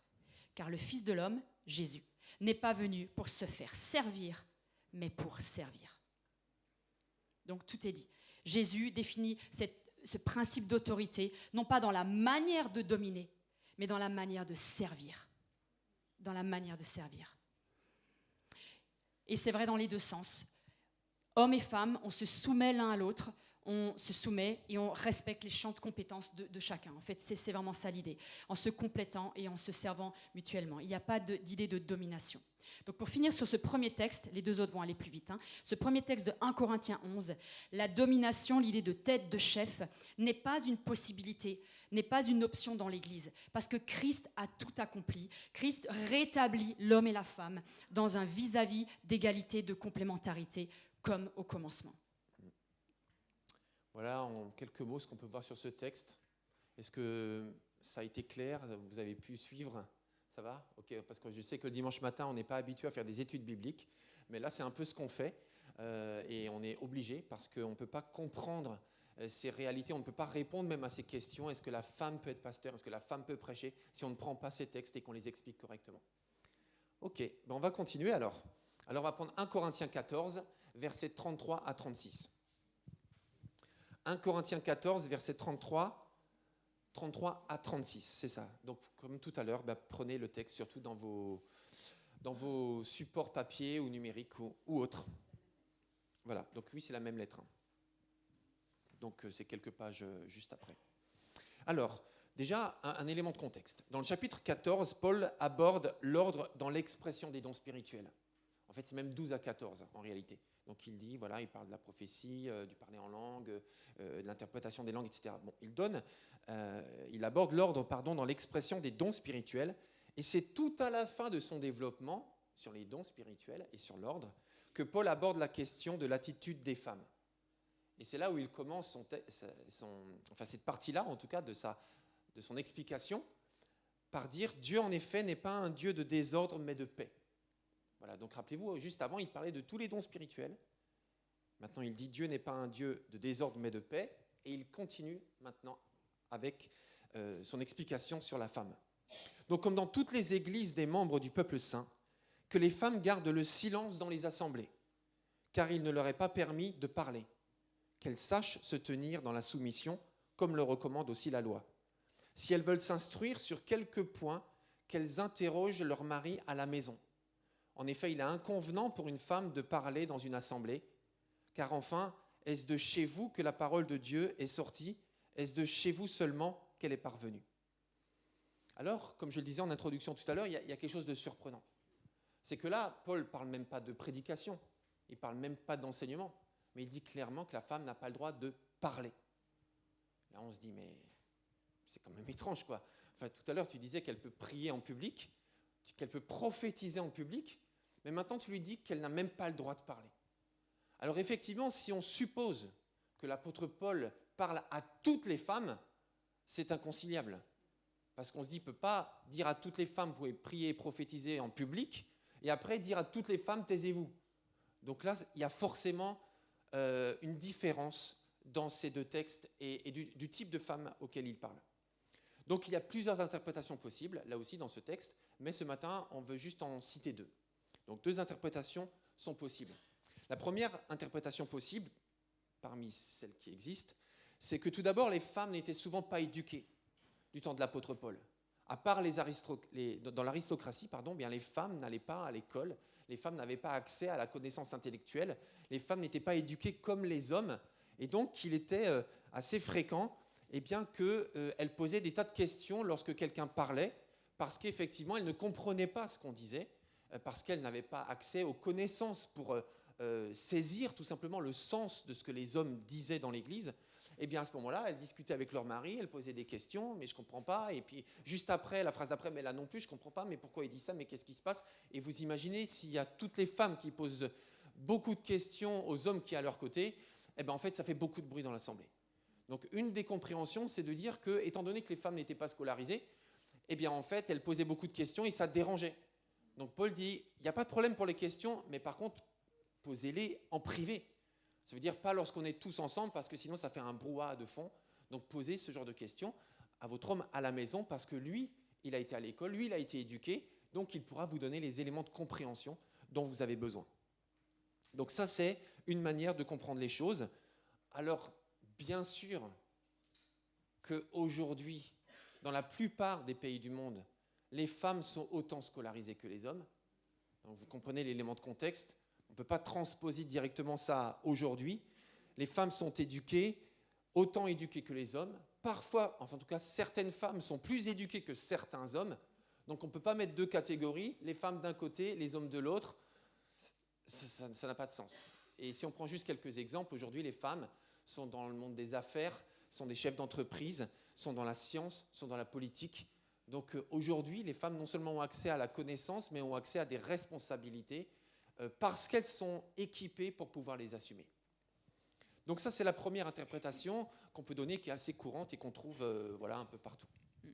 Et ensuite, il y a une deuxième façon de comprendre ce texte, et moi je suis contente parce que dans ma Bible, il y a ce fameux tiret, c'est peut-être un détail, mais ça n'est pas un détail, dans le texte, où en fait, il est proposé de comprendre que Paul, à ce moment-là, c'est pas lui qui parle, c'est pas lui qui dit que les femmes doivent se taire, il cite des hommes qui pensent ça. Et moi, dans ma Bible, j'ai vraiment un tiret au début de ce passage-là. J'ai un tiret où on voit bien que Paul semble citer un groupe de gens, et un groupe d'hommes en l'occurrence, qui pensent ça, qui pensent que la femme doit se taire, qu'elle doit discuter à la maison, qu'elle doit faire ce qu'on a lu tout à l'heure. Mais à la fin de ce passage, on voit que Paul réprimande, au verset 36, il contredit et il réprimande ce même groupe de personnes. Vous voyez, quand on lit bien, je regarde Raph parce que Raph, il est dans les études littéraires, alors il sait ce que c'est qu'écrire un texte. Hein. C'est vrai, hein. C'est délicat écrire un texte, de bien comprendre comment c'est écrit, comment on comprend. C'est vraiment important. Parce que sinon, enfin, vous voyez quand même les conséquences, quoi. Hein. Homme, femme, qu'est-ce qui se passe derrière, hein, si on estime l'autorité. Enfin, c'est vraiment énorme, hein, comme conséquence. Donc ici, Paul cite des beaux parleurs qui veulent cantonner leur femme à un rôle silencieux à la maison, et c'est qu'à la maison qu'on discute. Voyez, donc ça, c'est vraiment assez simple. Donc on a cette façon de comprendre qu'il y avait une différence d'éducation des femmes, ce qui était effectivement totalement le cas à ce moment-là. Et il y a également cette interprétation où Paul ne cite pas. Et à plusieurs autres passages dans les lettres de Paul, on voit ça. Paul cite des arguments qui lui sont donnés et il répond, il argumente. D'accord ? Donc ça, c'est une deuxième façon qui, dans les deux cas, de toute façon, permettent de comprendre que Paul n'a jamais dit que les femmes devaient se taire dans l'Église. C'est une évidence. Et voilà, qu'il n'y a pas cette idée-là. Je vais juste dire un mot, parce qu'en fait, ce n'est pas forcément une interprétation qu'on voit clairement, enfin, qu'on comprend clairement à la première lecture. Ouais, c'est ça. Mais lorsqu'on lit le texte et qu'on arrive au verset 35, voilà, 33 à 35, voilà, tout ce qu'on a lu tout à l'heure, et bien voilà, qu'elles interrogent leur mari à la maison. En effet, il est inconvenant pour une femme de parler dans une assemblée. Et là, Paul, au verset 36, il réagit avec une injonction. Ouais, c'est ça. Et là, on se dit, mais pourquoi il s'énerve comme ça, en fait, alors qu'auparavant, il explique quelque chose simplement. Et s'il explique quelque chose de clair et d'admis, voilà, que la femme se taise, qu'elle rentre chez elle, qu'elle demande à son mari de lui expliquer, pourquoi est-ce qu'au verset 36, il semble s'énerver et s'agacer ? Et au verset 36, il dit, mais car enfin, est-ce de chez vous que la parole de Dieu est sortie ? Est-ce de chez vous seulement qu'elle est parvenue ? C'est ça. Et là, on a l'impression qu'il n'y a pas de rapport entre ce verset 36 et les versets qui précèdent. Parce qu'en fait, d'après cette interprétation, au verset 36, Paul parle à ces hommes qui estiment que leurs femmes doivent se taire dans l'assemblée et que c'est eux-mêmes qui doivent expliquer à leurs femmes dans la sphère privée ce qu'il faut comprendre. Et là, Paul se fâcherait, au verset 36, en disant à ces hommes qui veulent les garder dans la sphère privée, mais enfin, est-ce de chez vous que la parole de Dieu est sortie ? Donc vous, les hommes qui voulez garder vos femmes dans le privé, est-ce que c'est vraiment que de chez vous qu'elle sort la parole de Dieu ? Est-ce seulement de chez vous qu'elle est parvenue ? Et en fait, il se fâche contre ces hommes qui croient cela. Voilà, c'est la deuxième interprétation. Pardon. D'accord. Ok. Pardon, je me suis Voilà, on perdu va dans mes passer notes. au texte de Timothée maintenant. Donc là, on a fait les deux textes de Corinthiens, 1 Corinthiens 11, 1 Corinthiens 14. Donc c'était Paul dans la même lettre, à la même église. Et là, on va passer sur un texte à Timothée. Donc Timothée, c'était un disciple de Paul. Hein. C'était vraiment un homme, voilà, un pasteur qui implantait des églises et qui était un disciple de Paul. Et Paul lui écrit. Et donc on va lire un texte là, encore le dernier. Donc on va. C'est ça. Voilà. Est-ce que Ça va être on très en a long. encore pour quelques minutes ? Oui. Est-ce que pour l'instant ça va ? Vous avez des questions, des commentaires ? Oui, éventuellement.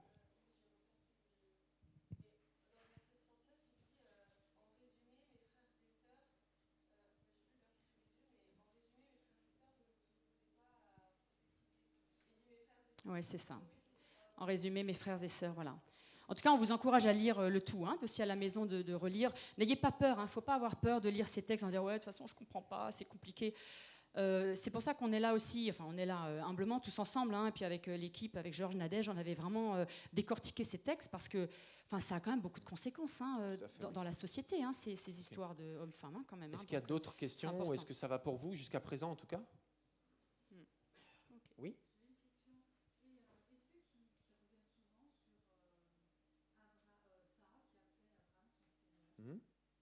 Là, on est dans l'Ancien Testament. C'est vrai que là, on est vraiment resté sur ces deux études la semaine dernière et cette semaine, beaucoup sur l'installation de l'Église du 1er siècle, après Jésus, parce que du coup, l'Ancien Testament, il faudrait encore pouvoir...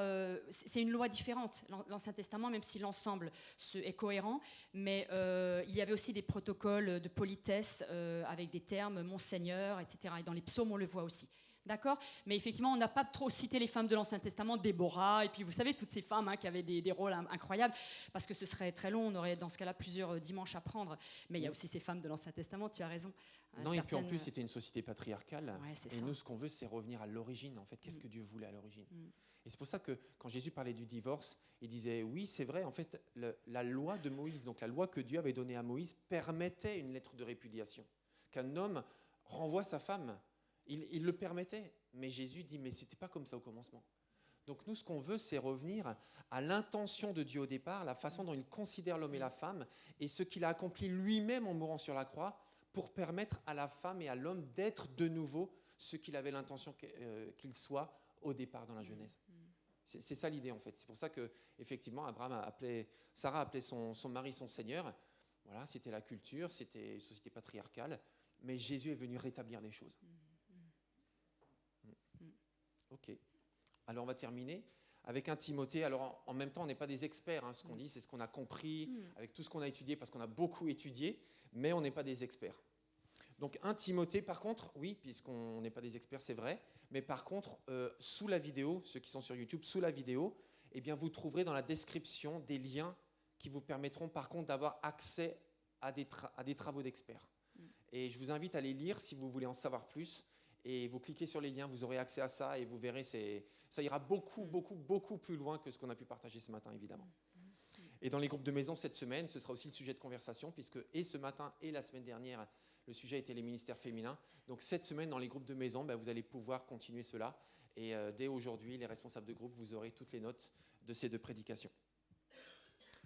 Donc on termine avec 1 Timothée, chapitre 2, versets 11 à 15. Que la femme reçoive l'instruction dans un esprit de paix et de parfaite soumission. Je ne permets pas à une femme d'enseigner, ni de prendre autorité sur l'homme, qu'elle garde plutôt une attitude paisible. En effet, Adam fut le premier, Ève ensuite. Ce n'est pas Adam qui a été détourné de la vérité, c'est la femme, et elle a désobéi au commandement de Dieu. Mais elle sera sauvée grâce à sa descendance. Quant aux femmes, elles seront sauvées si elles persévèrent dans la foi, dans l'amour et dans une vie sainte, en gardant en tout le sens de la mesure. Donc, je voudrais rappeler ce qu'on a vu précédemment sur ce que Jésus a accompli sur la croix et qui nous permet de revivre les relations homme-femme dans la complémentarité et non dans la domination. C'est très important, dans la complémentarité et non dans la domination, ni de l'homme sur la femme, ni de la femme sur l'homme. Donc on n'est ni dans le féminisme, ni dans le sexisme, on est dans une saine complémentarité entre les deux. Donc la traduction exacte, l'origine, le mot exact en grec plutôt, pour prendre autorité, merci, en fait c'est autantéo. Donc ça c'est le mot grec. Donc quand Paul dit « je ne permets pas à la femme de prendre autorité sur l'homme », en fait, dans l'original il est écrit « je ne permets pas à la femme d'autantéo sur l'homme ». Donc voilà, j'utilise le mot grec parce qu'il faut comprendre ce que signifie ce mot grec. Donc, je ne permets pas à la femme de prendre autantéo sur l'homme. En fait, si on traduisait correctement autantéo, ce ne serait pas prendre l'autorité, mais ce serait usurper l'autorité. Ce serait dominer sur l'homme, ou écraser l'homme, ou tyranniser l'homme. Et en fait, je vous invite, si vous voulez étudier vraiment profondément la parole, à utiliser ce qu'on appelle la Bible Strong. Et en fait, Strong, c'était un homme qui a créé un lexique qui permet d'avoir dans toute la Bible, sur tous les mots, le sens original en hébreu ou en grec du texte qui est traduit. Donc ça veut dire que là, vous découvrirez par exemple que le mot autantéo signifie toujours quelque chose de violent et de négatif, mais toujours. Ça veut dire que quand Paul dit « je ne permets pas à la femme de prendre autantéo sur l'homme », c'est jamais bienveillant, c'est jamais harmonieux, c'est toujours brutal, c'est toujours violent. Et comme on l'a dit tout à l'heure, ce n'est pas du tout dans la pensée de Christ de permettre à qui que ce soit d'avoir une attitude violente ou brutale sur qui que ce soit d'autre.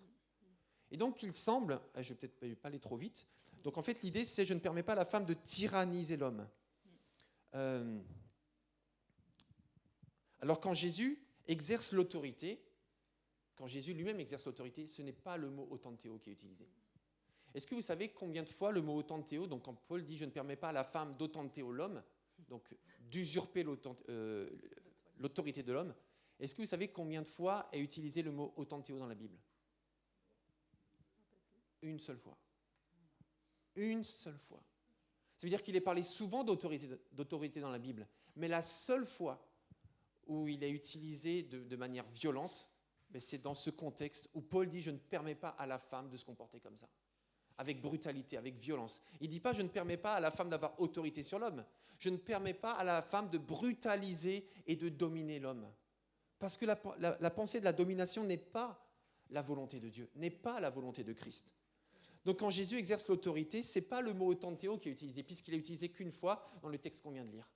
Mais c'est le mot exousia. Exousia, entre autres. Il y a des tas de versets voilà, où vous voyez Jésus qui chasse les démons, Jésus qui prend autorité sur les maladies, etc. C'est toujours ce mot exousia qui est utilisé, mais jamais authenteo. Donc effectivement, si Jésus n'a jamais exercé de cette manière-là l'autorité, eh bien en fait, Paul ne peut pas permettre à quelqu'un d'exercer d'une manière qui n'est pas selon le modèle de Christ. Donc le contexte de cette demande de Paul à Timothée, c'est que Paul écrit à Timothée qui était dans la ville d'Éphèse, la ville grecque d'Éphèse. Et cette ville était spéciale. Donc là, on a toute la culture de Diane et d'Artémis. Diane et Artémis sont des déesses grecques et romaines et qui sont vénérées. Alors là, j'ai la déesse Diane juste à côté, voilà. D'ailleurs, pour info, le temple d'Artémis était la 4e merveille du monde.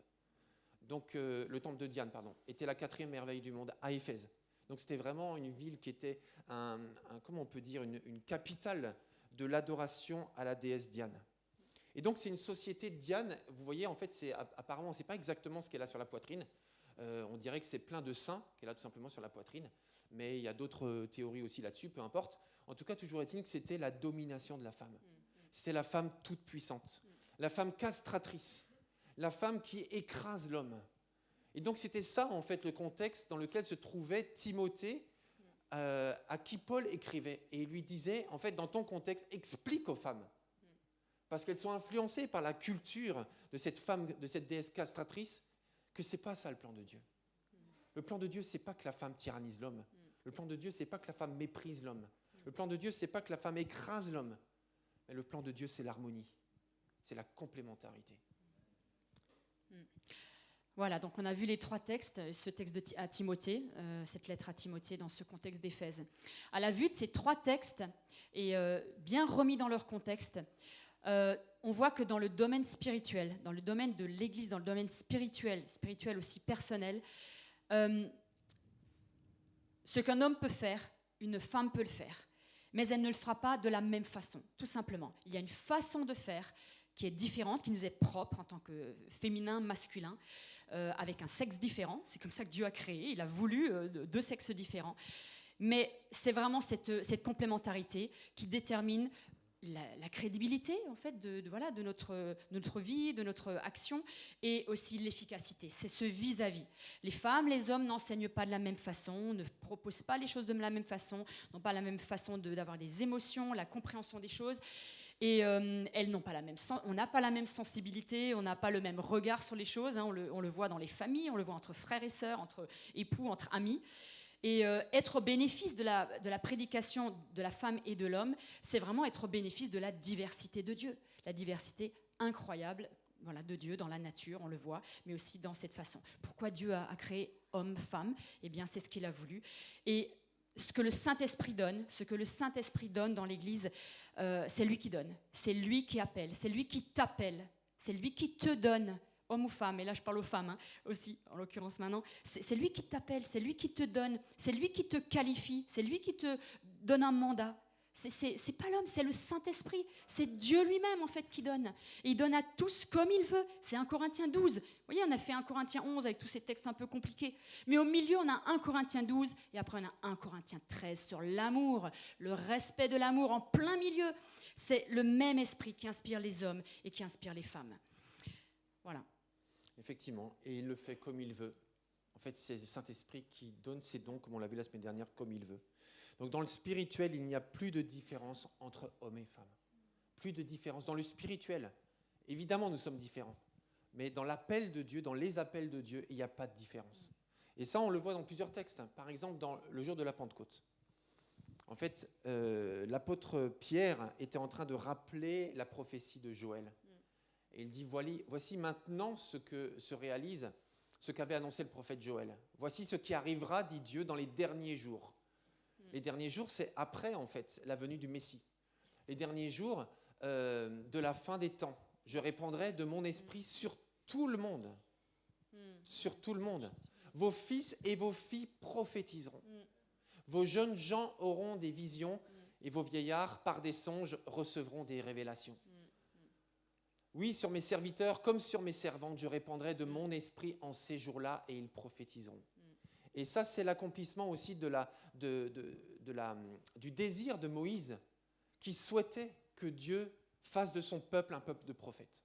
Et c'est ce qu'il a fait. Et prophétiser, dans le sens étymologique du terme, ça veut dire annoncer le message de Dieu. Et la prédication est une des manières d'annoncer le message de Dieu. Et il y a un autre texte dans Galates, chapitre 3, verset 28. Il n'y a plus ni juif ni grec, il n'y a plus ni esclave ni libre, il n'y a plus ni homme ni femme, unis à Jésus-Christ. Vous êtes tous un. Dans l'appel que Dieu donne, il n'y a pas de différence. Il appelle des hommes, il appelle des femmes, il appelle des jeunes, il appelle des vieillards. Peu importe, en fait, c'est Dieu qui décide. Et on voit dans les textes qu'on a vus de Paul, il laisse surtout parler d'attitude. Ce qui est important, en fait, c'est notre cœur, c'est notre attitude sur cette prise d'autorité, dominant, homme-femme. C'est en fait une question de cœur. Et vous savez, c'est verset aussi qui parle du cœur, là où est notre cœur, là, voilà, et tout. Et Jésus condamne vraiment cette autorité dominatrice et demande une autorité de serviteur, voilà, de la part de l'homme et de la femme, des deux. Voilà, donc on sent, c'est vrai, en ce moment, dans un tas de mouvements ultra-féministes, une sorte de revanche.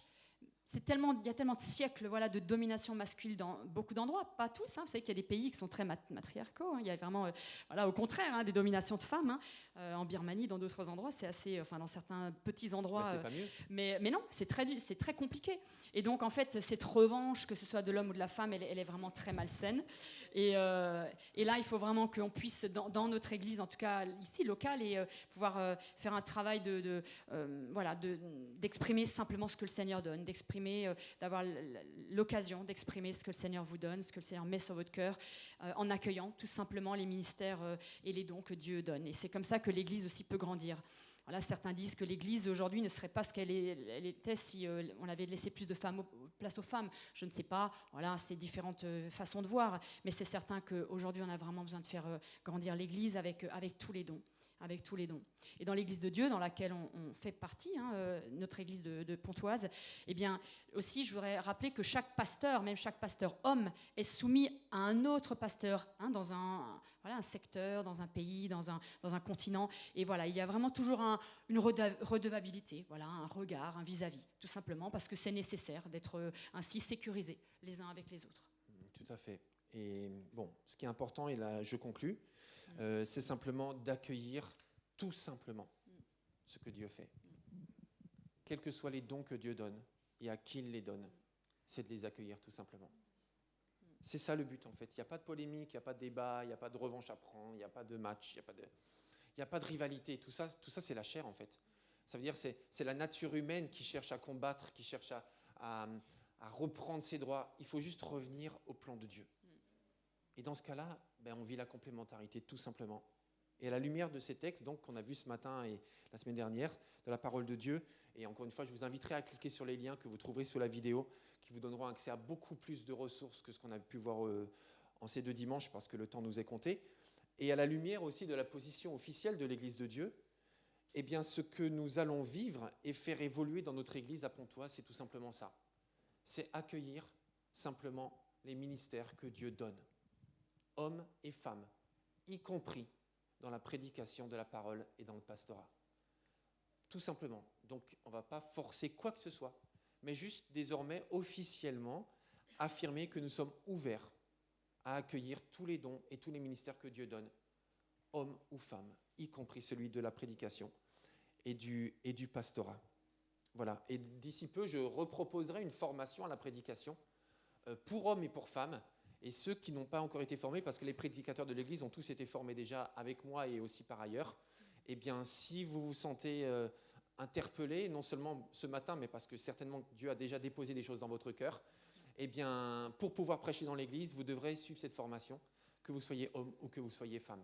Et prochainement, j'en reproposerai une, donc n'hésitez pas à vous faire connaître. Et c'est vrai que même voilà, dans le partage à un groupe de jeunes, un groupe d'enfants, voilà, c'est toujours hyper intéressant de voir comment on lit des textes, comment on peut apprendre à pouvoir partager, à transmettre, tout simplement. C'est une question de transmission. Alors Georges, est-ce que je peux te proposer de venir au piano et on va... Moi, j'avais vraiment à cœur ce matin, en priant beaucoup pour ce temps, c'est qu'on puisse vraiment là prier pour les filles, les femmes. Alors moi, je vous propose de vous lever, les filles, les femmes, et puis Georges va nous accompagner un peu dans la musique, hein, pas pour mettre de l'émotion, mais simplement parce que, voilà, on va demander à Dieu de bénir chacune, les hommes aussi, mais là, on va prier pour les filles en particulier. Même les plus jeunes, même les jeunes filles, hein, les enfants sont en bas, mais j'aurais proposé aux petites filles aussi, parce que le texte de Joël dit, voilà, les plus jeunes, les vieillards, les enfants reçoivent beaucoup de choses. Les enfants reçoivent beaucoup de choses et les filles, voilà, et pour pas se brider et vraiment laisser libre cours à ce que Dieu te donne des choses simples, hein, des fois ça peut être des choses très mesdames, simples. levez-vous. Hein, alors mesdames, on va se mesdemoiselles. lever et puis on va vraiment prier pour que le Seigneur bénisse et que vous n'ayez plus de peur, de honte ou quoi que ce soit qui vous retienne pour partager, dire voilà j'ai reçu ça ou téléphoner à Philippe ou à moi ou à d'autres, à Georges ou à tout, voilà, quels que soient les responsables de l'Église, dire ou les uns les autres, hein, vous partagez des choses. Seigneur, merci. Merci pour la Bible, Seigneur. C'est vraiment un livre incroyable qui a été tellement... toujours dans tous les siècles, on a voulu le détruire, voulu l'éliminer. Cette Bible, elle est là, elle est dans nos mains. Seigneur, elle est encore ici. Premier livre qui a été imprimé dans l'histoire de l'humanité. C'est un livre incroyable. Et Seigneur, dans ce livre, vraiment, on veut bien comprendre ce que tu veux nous dire. Toi, ton cœur, toi qui as créé homme, femme, ton cœur, Seigneur Jésus. Vraiment, merci, ton cœur, Père éternel, pour ta création. Tu veux qu'on puisse refléter qui tu es, refléter ta paix, refléter ton amour, refléter ta complémentarité, la diversité dans cette nature incroyable. Et tu veux aussi dans nos vies. Alors ce matin, Seigneur, nous voulons vraiment te prier pour nous toutes les filles, les femmes, pour que vraiment on puisse se sentir à l'aise. Et les hommes aussi, vraiment en paix. En paix tout simplement avec ce que tu donnes, toi Saint-Esprit, ce que tu donnes dans les pensées, dans les rêves, dans les songes, en se promenant dans la nature, en lisant, en témoignant, en échangeant avec les autres, ce que tu donnes de toutes sortes de façons. Seigneur, merci vraiment pour ta grâce. Bénis vraiment les filles, bénis les femmes. Seigneur, que vraiment chacune trouve sa place, puisse vraiment comprendre ce que tu veux, que tu nous aides à t'appeler aussi, à te dire qu'est-ce que tu veux de moi, qu'est-ce que tu veux de moi. Qu'est-ce que tu veux me donner? Qu'est-ce que tu veux que je fasse avec ce que j'ai reçu? Et que les hommes aussi, Seigneur, ceux à qui tu as posé des choses sur le cœur, qu'ils puissent vraiment le développer, vraiment l'utiliser. Il y a tant de gens qui ne te connaissent pas, mon Dieu. Nous voulons vraiment pouvoir, dans l'Église, mais vraiment rayonner, Seigneur, de qui tu es. Et aussi dans ces sociétés où la femme est tellement dominée, nous te demandons ta grâce, Seigneur. Te demandons ta grâce. Tous ces pays où la femme est complètement écrasée, je te supplie, Seigneur, nous te supplions de faire une œuvre en profondeur pour que ces femmes puissent, avec leurs moyens, vraiment, partager ce qu'elles reçoivent. Te prions vraiment pour les femmes du monde aussi, parce que vraiment, c'est une problématique majeure. Nous te demandons ta grâce. Dans notre pays de France aussi, que les femmes soient bénies, que nos voisines, nos collègues, nos amis, Seigneur, tu les touches. Tu nous donnes aussi un cœur pour elles. Donne de pouvoir partager ça, ce que toi, tu as voulu au départ. Hein, je te bénis, je te loue, Seigneur. Merci vraiment ce matin pour pouvoir faire un travail profond dans nos cœurs. Profond dans nos cœurs. Merci Seigneur. Merci Amen. Jésus. En ton nom, Seigneur Jésus. Te remercions. Amen. Amen. Est-ce qu'on peut rendre gloire à Dieu pour sa diversité et pour la paix qu'il donne? Amen. Je crois que c'est Sarah maintenant, c'est ça? C'est toi Sarah? De faire passer les paniers de dîmes et offrandes. Donc, c'est toujours l'occasion d'offrir nos offrandes à Dieu. Ce qu'il nous a confié au départ et ce qu'il veut faire à travers nous. Donc, actuellement, vous avez le panier. Alors, pas cette semaine, j'appelle Annie pour une conférence spéciale qui va avoir lieu au mois de mars. Voilà, je veux juste parler de ça parce que c'est un événement très chouette qui est organisé par les associations familiales protestantes, qu'on a ouvert il y a quelques petites années, qui s'appelle Passion pour tous. Il y en a 7 dans le Val d'Oise. Et elles organisent un temps, qui est assez particulier. Ça va être un moment de partage, de sensibilisation, de prévention sur le porno, sur la pornographie, pour les 14, donc en 3e, de 14 à 22 ans, et pour les parents. Alors ça va être un événement simple, sympa, sur un sujet vraiment fondamental aujourd'hui, qui touche vraiment beaucoup d'enfants à cause des écrans. On est d'accord, les écrans ont vraiment changé la donne. Les portables, beaucoup d'enfants qui ont Internet très jeunes, et là, ça commence à 14 ans, mais beaucoup d'instits et beaucoup disent que très très jeunes, les enfants ont accès à des choses qui vraiment sont dramatiques pour quand même les enfants, les jeunes et les familles. Alors, il y a une compagnie d'artistes qui s'appelle la Compagnie des Actes, qui a fait un film sur le sujet, et sur aussi d'autres sujets, sur l'identité, sur la confiance en soi. Et il y aura ce film qui sera proposé à tout le monde cet après-midi-là. Ce sera à Maranatha, à l'église de Hony, donc juste à côté d'ici. Et l'idée, c'est d'inviter les jeunes. Donc dans notre église, les jeunes de 14 ans, et ensuite les jeunes et les parents. Donc vous, parents, ou même adultes, si vous n'avez pas d'enfants, mais vous êtes dans un métier ou vous avez envie de savoir, tiens, comment on peut aborder ce sujet avec des jeunes, avec des enfants, avec d'autres parents, des parents qui sont démunis, comment on fait dans nos familles pour aborder ça. Eh bien, surtout, inscrivez-vous. Sarah va vous envoyer ce visuel. On va mettre en bas le numéro de téléphone et le mail où vous pouvez vous inscrire pour qu'on sache quand même combien de personnes vont venir. Et il y aura après le film des temps de groupe. Mais attention, pas les parents avec leurs propres enfants. C'est les filles avec des animateurs, les garçons avec des animateurs, les parents ensemble, évidemment pour que ce soit à l'aise et qu'on puisse échanger, avoir des questions, des conseils aussi pour le dialogue dans la famille, parce qu'on a vraiment besoin dans nos familles d'être sans tabou. L'idée, c'est d'être sans tabou sur ce sujet. Voilà, tout simplement. Et n'ayez pas peur, il n'y aura pas d'image ou quoi que ce soit. C'est vraiment un échange sans tabou sur ce sujet qui est un fléau. Et avec les portables et les tablettes, il y a vraiment d'aborder ce sujet-là. Voilà, donc on vous en reparlera. Ce sera le 25 mars, tout à côté d'ici. Et on vous invitera vraiment à être nombreux à pouvoir y participer parce que c'est assez unique. Et ensuite, ça circulera dans la France entière. Les professionnels qui seront là font ça dans les écoles, font ça dans un tas de lieux. Donc on peut être assuré de leur sérieux et de comment ils savent l'aborder. Voilà.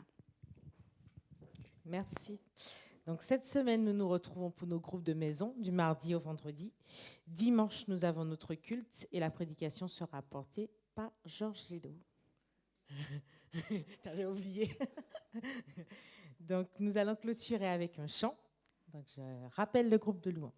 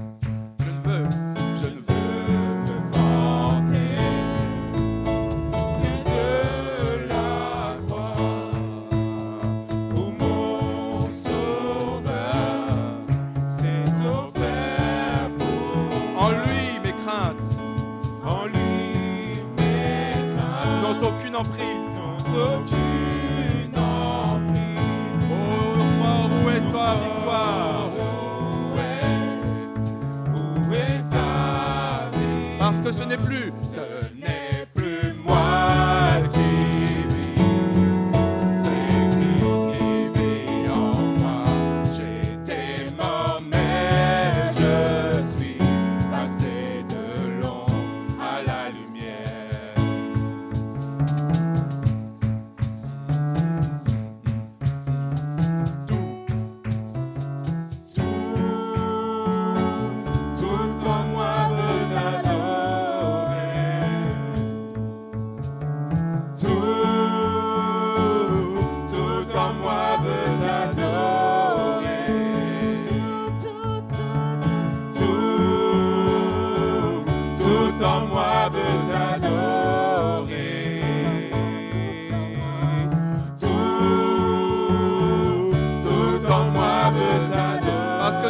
toi qui vis, Seigneur. Ce n'est plus moi qui vis, c'est Christ qui vit en moi. J'étais mort, mais je suis passé de l'ombre à la lumière. À toi la gloire, Seigneur Dieu Tout-Puissant. À toi l'honneur et la majesté. Sois honoré, sanctifié, béni. Oui, nous t'acclamons, nous te bénissons, Seigneur, pour qui tu es, pour ce que tu fais dans nos cœurs et dans nos vies. Nous sommes passés de l'ombre à la lumière grâce à toi. Nous te bénissons. Merci pour ton œuvre, merci pour ta parole. Merci pour ton œuvre dans nos cœurs, dans nos vies. Nous en remettons toujours à toi, tels que nous sommes, hommes, femmes, enfants, personnes âgées, personnes mûres, peu importe, Seigneur Dieu Tout-Puissant, que nous te connaissions peu ou pas du tout, Seigneur, ou beaucoup, Seigneur, peu importe, tu nous aimes, d'où que nous venions, et tu veux œuvrer au travers de tes enfants, au travers de ta création, que toute la gloire te revienne, dans le merveilleux et beau nom de Jésus-Christ. Que le Seigneur vous bénisse. Amen.